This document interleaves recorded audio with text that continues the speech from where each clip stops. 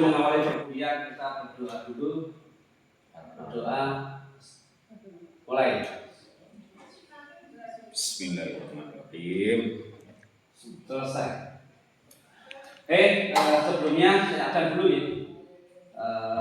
Agus Tri hadir. Purnomo hadir. Jesse Burhan hadir. Anton, Iya Pak, saya hadir Pak. baik, kita absen. Nanti temennya yang hari ini tidak bisa hadir, tolong diberitahu kita semangat di sore hari ini ya. Ya Pak. Kita hari ini Alhamdulillah siapa? akan memberikan materi terkait tentang proses peradilan, proses pemeriksaan persidangan. Kalau kemarin kita sudah mengajarkan mulai dari penyelidikan sampai tahap P21, yaitu pelimpahan. Kali ini saya akan memberikan penjelasan terkait tentang proses pemeriksaan persidangan. Artinya bahwa setelah P21 kita sudah melakukan ke proses pemeriksaan. Ada beberapa item yang harus kita lalui atau kita perhatikan. Yang pertama adalah terkait tentang kewenangan. Dari kewenangan hakim ini ada dua kewenangan. Yang pertama ada kewenangan absolut, yang kedua adalah kewenangan relatif. Jadi kewenangan absolut ini adalah tentang kuasa kehakiman, di mana pemeriksaan kewenangan. Salah satu contoh di sini ada Pengadilan Negeri Agama, Pengadilan Negeri Umum, dan Pengadilan Tata Usaha Negara. Ada tiga berbeda. Kewenangan relatif terkait tentang kuasaan mengadili. Jadi tempat wilayah lokus delikti.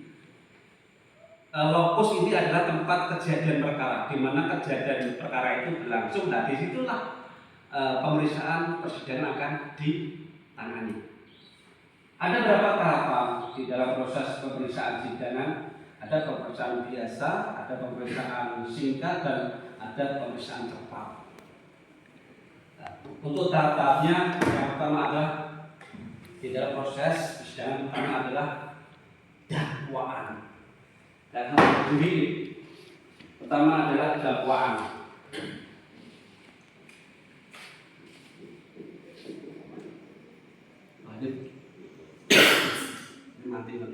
Yang pertama adalah dakwaan. Dakwaan ini adalah disajikan oleh jaksa penuntut umum yang berisi tentang identitas pihak atau pihak pelaku, diterangkan oleh jaksa, yang berisi terkait tentang suatu peristiwa, jalannya peristiwa, dan pasal yang akan didakwakan. Kita akan praktek juga terkait tentang bagaimana kita membuat dakwaan. Kedua adalah kalau sudah sidang pertama dakwaan, pembacaan dakwaan yang dilakukan oleh jaksa penuntut umum, apakah terdakwa atau kuasanya ini melakukan eksepsi atau sanggahan atau keberatan terhadap dakwaan JPU. Kalau ada eksepsi atau tanggapan atau sanggahan terhadap dakwa itu, pihak dakwa dan kuasa hukumnya ini bisa mengajukan eksepsi. Kalau tidak ada Pak, bagaimana? Kalau tidak ada, berarti bisa dilanjutkan pemeriksaan pembuktian. Kalau ternyata ada eksepsi, berarti nanti dakwa eksepsi ini akan dijawab lagi oleh jaksa penuntut umum atas eksepsi terhadap kuasa hukum atau terdakwa. Di tahapnya 1, 2, 3, kalau tidak ada langsung pembuktian. Kalau sudah ada jawaban dari JPU terhadap eksepsi eksepsi, hakim akan memberikan putusan sela. Jadi putusan sela di tengah-tengah persidangan kalau ada eksepsi, jadi ada putusan sela. Ini berisi tentang putusan apakah eksepsi dari kuasa hukum atau terdakwa itu diterima atau dikabulkan.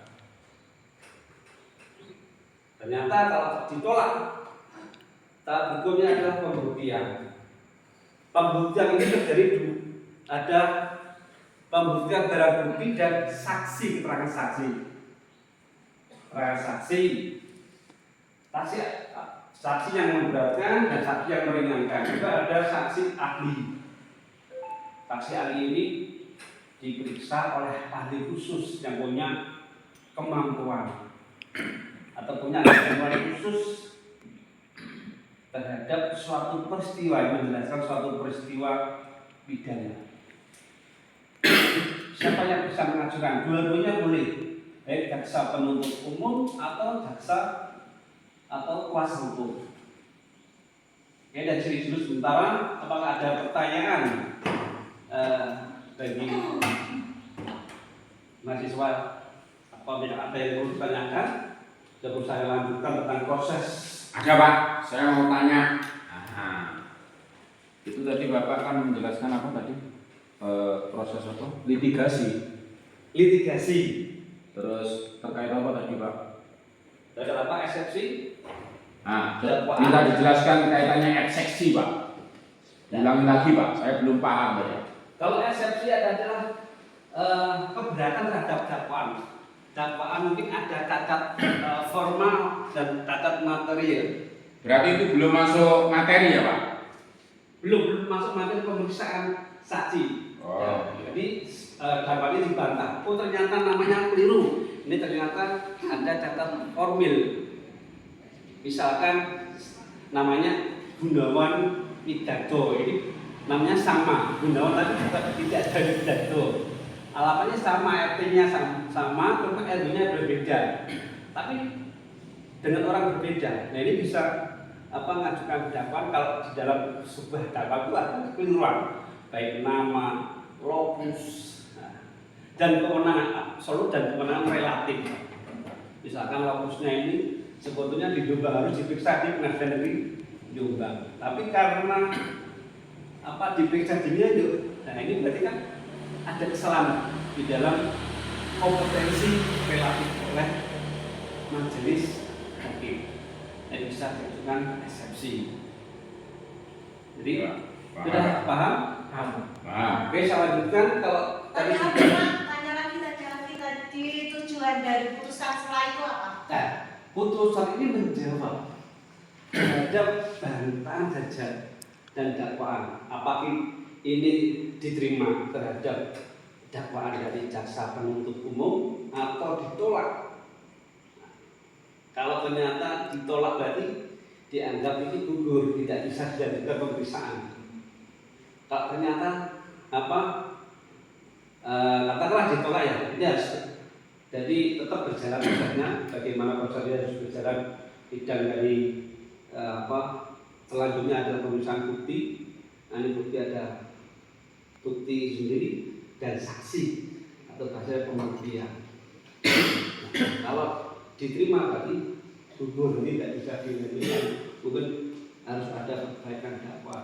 Dan kalau kewenangan absolutnya salah berarti bisa bebas secara hukum gitu.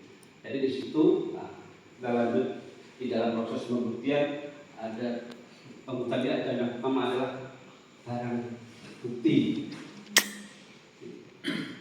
Jadi pembuktian ada dua, barang bukti dan keterangan saksi. Barang bukti bisa terdiri dari surat berharga, kwitansi,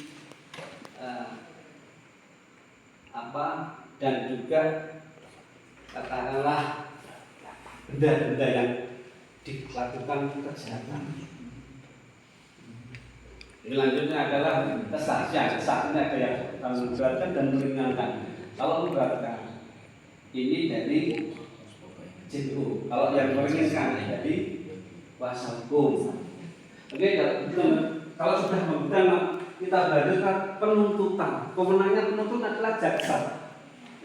Dia mengajukan tuntutan terhadap hasil dari pemeriksaan awal sampai keterangan saksi. Ternyata pasalnya itu terbukti, sehingga jaksa memberikan tuntutan dengan pasal yang sekian, misalnya pasal 303, nah, dengan ancaman 2 tahun atau 3 tahun. Nah, itu tergantung permintaan jaksa.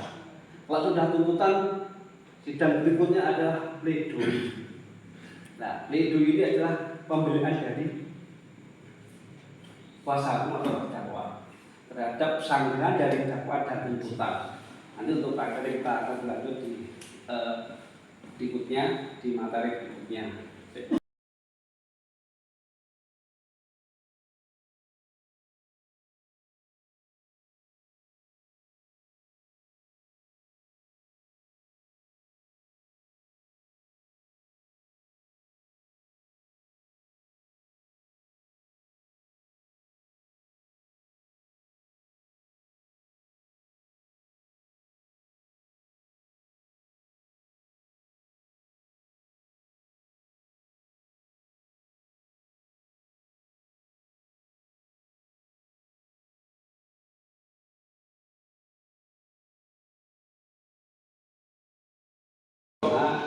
Bukti-bukti apa yang harus dipersiapkan. Iya Pak. Siap. Siap Pak. Hari ini terkait tentang proses persidangan di pengadilan negeri sudah kita sampaikan. Nanti kita kembali di berikutnya kita membahas terkait tentang bagaimana membuat dakwaan, tuntutan dan pledoi. Oke, saya kira dari saya. Assalamualaikum warahmatullahi wabarakatuh.